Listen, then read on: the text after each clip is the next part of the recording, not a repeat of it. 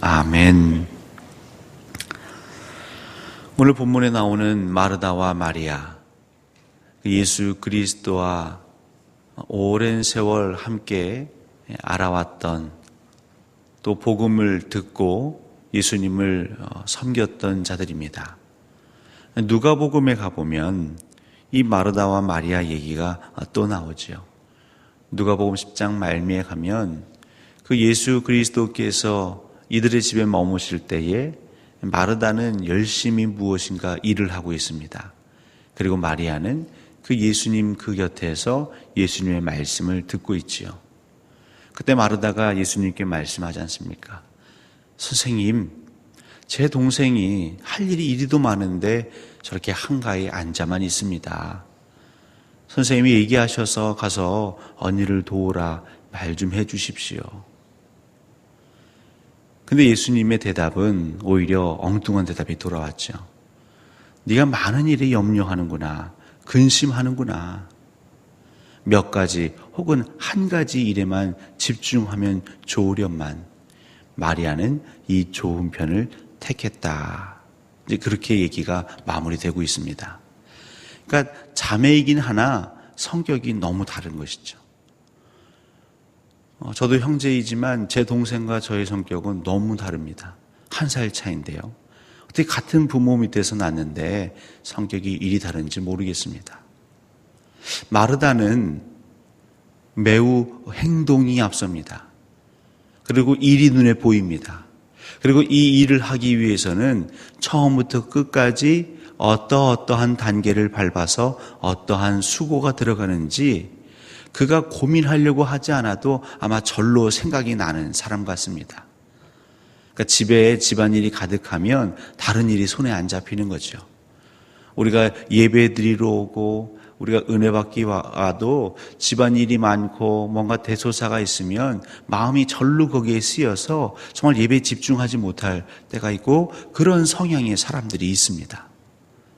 반면에 마리아는요, 어떻게 보면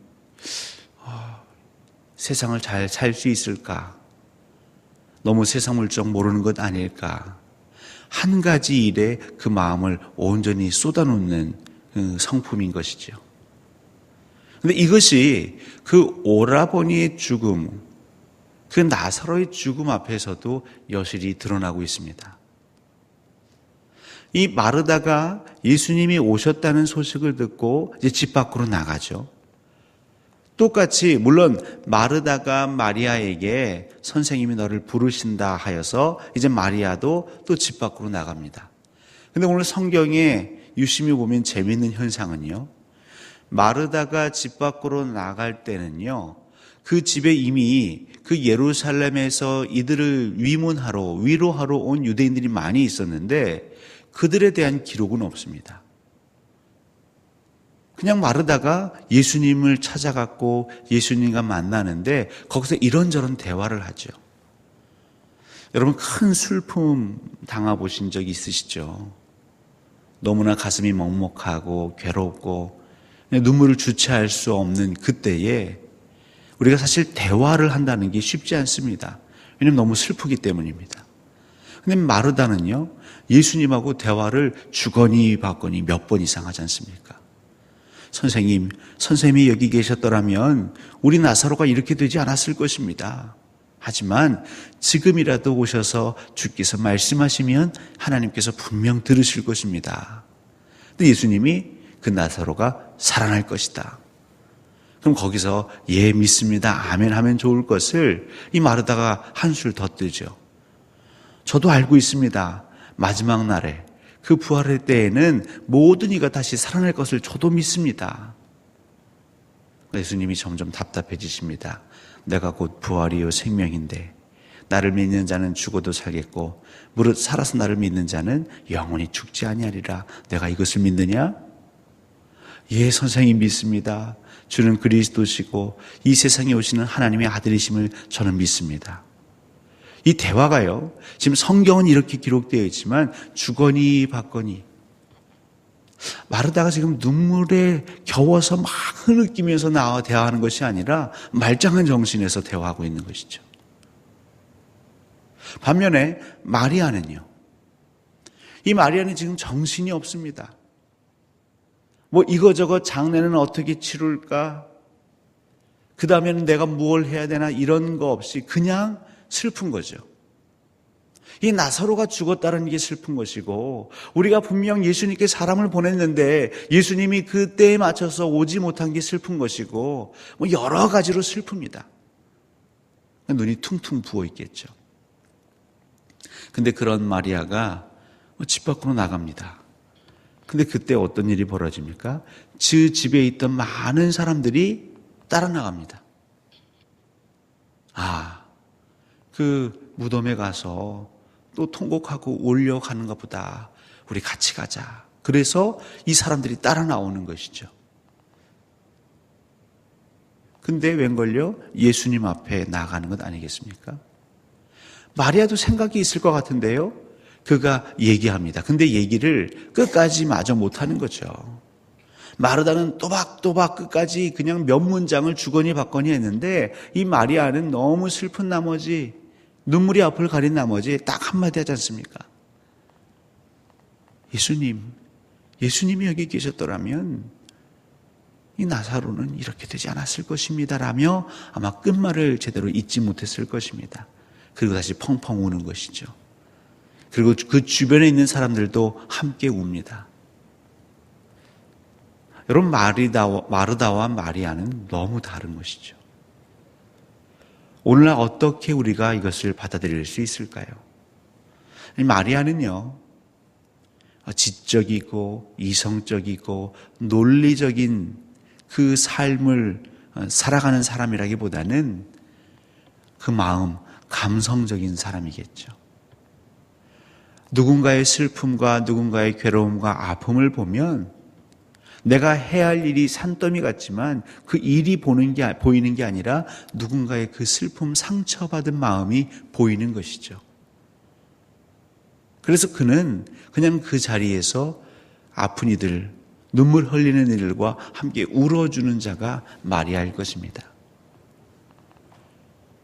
반면에 마르다는요, 물론 슬픔도 있을 수는 있겠지만 슬픈다고 눈물만 흘린다고 우리가 다 밥 먹고 살 수 없지 않습니까? 누군가는 그 슬픔을 당한 집에서 그 위모는 사람들 함께 대접하고 돌보고 챙겨야 할 거 아니겠습니까?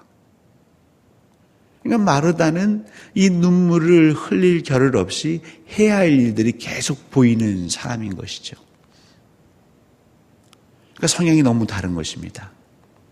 그래서 예수님 그 집에 오셨을 때에는 마치 이 마리아가 칭찬받은 것 같지 않습니까?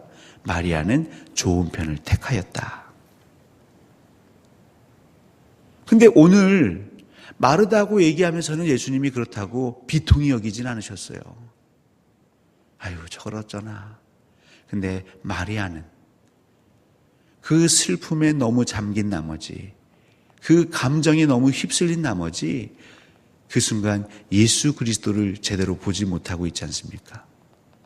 그래서 비통 여기시고 무덤이 어디냐고 묻고 계십니다. 물론 우리가 사람들과의 어울림에 있어서는요, 너무 계산적이고 해야 할 일만 손꼽아서 따지는 건 외로울 수 있습니다. 혼자 분주할 수는 있지만 그 곁에 사람이 없을 수 있습니다. 마리아는 그 하는 것들이 많지 않았지만 사실 마리아가 가는 곳엔 함께 하는 사람들이 있었습니다. 왜냐하면 그 마음을 공감하고 공유하고 그 정서를 느낄 수 있었기 때문이죠. 근데 분명한 것은 우리가 너무 감성적으로 치우치거나 또 너무 이성적으로 논리적으로 치우쳤을 때에 양쪽 모두 다 예수 그리스도를 제대로 볼 수 없다는 것이죠. 하나님께서는 우리 믿는 자들이 이것이 내 방식입니다, 이것이 내 스타일입니다, 이걸 고집하길 않기 원하십니다. 물론 어떤 사람들은 그 마음에 정말 그 공감할 수 있는 능력이 많은 사람들이 있습니다. 하지만 나의 달란트는 이것이다라고 그것만 바라보고 그 안에 머물다 보면 우리가 예수 그리스도를 제대로 못 볼 수 있다는 것이죠.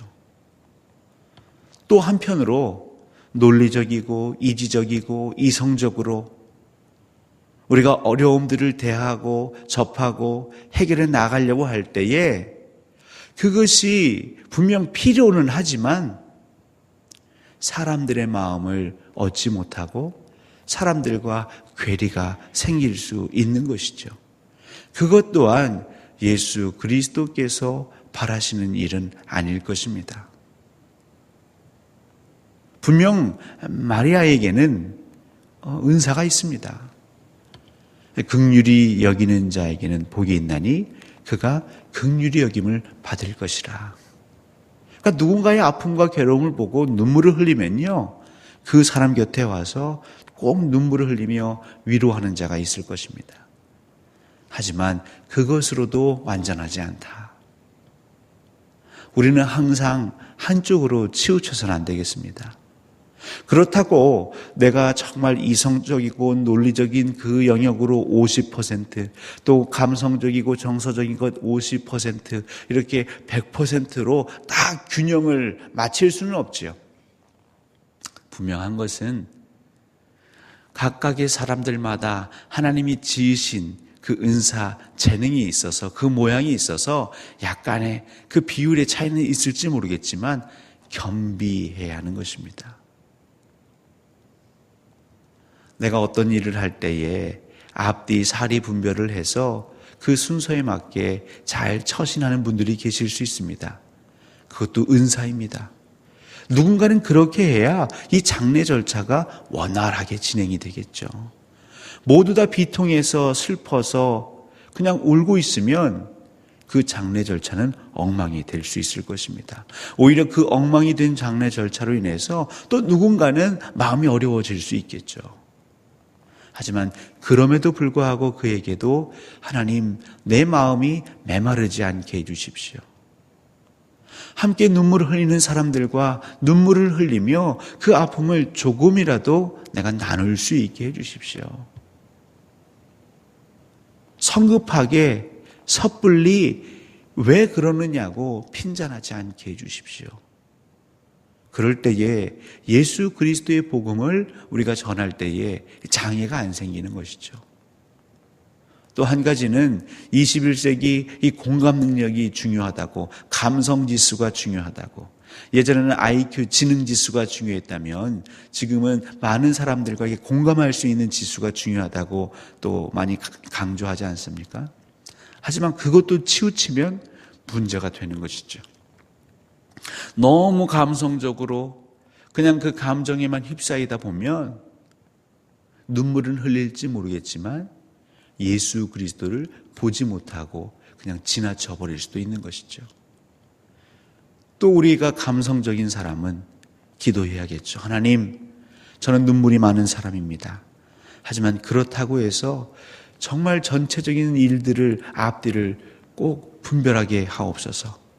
분별치 못하고 감성에만 빠져서 일을 그르치지 않게 하옵소서. 예수 그리스도를 스쳐 지나가지 않게 하옵소서. 근데 우리는 이것이 되지 않기 때문에 내 의도는 그것이 아닌데, 내 뜻은 그것이 아닌데 사람들과의 관계에 있어서, 공동체 안에 있어서 어려움을 당할 때가 있습니다. 사랑하는 성도 여러분, 분명 마리아와 마르다의 얘기는 우리에게 하나님 주시는 메시지가 있는 것이죠. 어느 편이 좋다, 어느 편이 낫다, 이것이 아닌 것입니다. 마리아와 마르다는 함께 있어야 하는 것이죠. 여러분 안에 마르다와 또 마리아와 같은 성품이 함께 공존했으면 하나님은 기뻐하실 것입니다. 우리에게는 늘 함께 바라볼 수 있는 균형 감각이 있어야 하는 것이죠. 왜냐하면 우리 공동체는요, 한 부류의 사람만 모여 있는 것이 아니라 다양한 사람들이 함께 하기 때문입니다. 우리가 회사라든가 어떤 특별한 단체라면 아주 심층 면접을 해서 그 사람의 성격 검사까지 해서 우리하고 성품이 맞고 사고방식이 맞는 사람들만 이 취사 선택할 수 있다면 굳이 그럴 필요 없습니다. 하지만 교회란 곳이 그런 곳이 아니지 않습니까? 배경도 다릅니다. 환경도 다릅니다. 살아왔던 지역도 다릅니다.